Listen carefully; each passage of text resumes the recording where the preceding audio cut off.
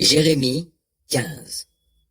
Mais l'Éternel me dit, même si Moïse et Samuel se tenaient devant moi pour prier pour ce peuple, je ne me soucierai pas d'eux. Chasse-le de ma vue, qu'ils partent loin de moi. Et lorsqu'ils te diront, où devons-nous aller? Tu leur diras ceci. Voici ce que déclare l'Éternel. Ceux qui sont destinés à la peste s'en iront à la peste. Ceux qui sont destinés à périr par l'épée s'en iront à l'épée. Ceux qui sont destinés à mourir de famine iront à la famine. Ceux qui sont destinés à la déportation s'en iront en déportation. Je leur enverrai 4 sortes de mots, déclare l'Éternel. L'épée pour les abattre, les chiens pour les déchirer, les rapaces et les animaux sauvages pour les dévorer et les détruire. Je ferai d'eux un sujet d'épouvante pour tous les royaumes de la terre à cause de Manassé, fils d'Ézéchias, roi de Juda, et de tout le mal qu'il a commis dans Jérusalem. Qui donc aura pitié de toi, Jérusalem? Qui compatira avec toi? Qui se détournera de son chemin pour s'informer de ton état? Tu m'as abandonné, déclare l'Éternel. Tu m'as tourné le dos. Alors, de mon côté, j'ai levé la main contre toi, je te détruis. J'en ai assez de toujours renoncer à te châtier. Je les ai dispersés aux portes du pays, comme par un vannage. J'ai fait périr mon peuple, je l'ai privé d'enfants parce qu'ils n'abandonnent pas leur mauvaise conduite. Les veuves de mon peuple, par mon action, ont surpassé en nombre les grains de sable au bord des mers. J'ai envoyé contre les mers des jeunes gens, quelqu'un pour dévaster à l'heure de midi. J'ai fait fondre sur elles subitement frayeur et épouvante. La mère de 7 fils est misérable. La voilà haletante, et le soleil s'éteint déjà pour elle avant la fin du jour. La voilà toute honteuse et dans la confusion. Les enfants qui lui restent, je les livre à l'épée devant leurs ennemis. L'Éternel le déclare.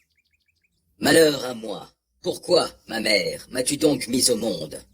Tout le pays s'en prend à moi et me cherche querelle. Je n'ai rien emprunté et je n'ai rien prêté. Pourtant tous me maudissent. L'Éternel répondit. Moi, je t'assure, je te délivrerai pour te faire du bien. Au temps de ton malheur, au temps de ta détresse. Ce sont tes ennemis qui viendront t'implorer. Peut-on briser le fer qui vient du nord, ou bien le bronze? Parle ainsi à ce peuple. Vos biens et vos trésors, je les livrerai au pillage, et on ne te les paiera pas à cause de tous les péchés que vous avez commis dans tout votre pays.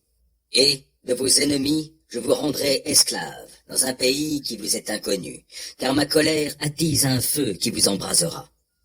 Toi, tu sais, Éternel. Soucie-toi donc de moi et interviens pour moi. Fais-leur payer à ces gens qui me persécutent. Ne permets pas que je pâtisse de ta patience envers mes ennemis. Regarde, c'est pour toi que je suis l'opprobre. Dès que j'ai trouvé tes paroles, je les ai dévorées. Elles ont fait ma joie et mon bonheur, car je porte ton nom, ô Éternel, Dieu des armées célestes. Je ne me suis pas jointe à un cercle de plaisantins pour m'y amuser avec eux. Non, contraint par ta main, je suis resté à part, car tu m'avais rempli d'indignation.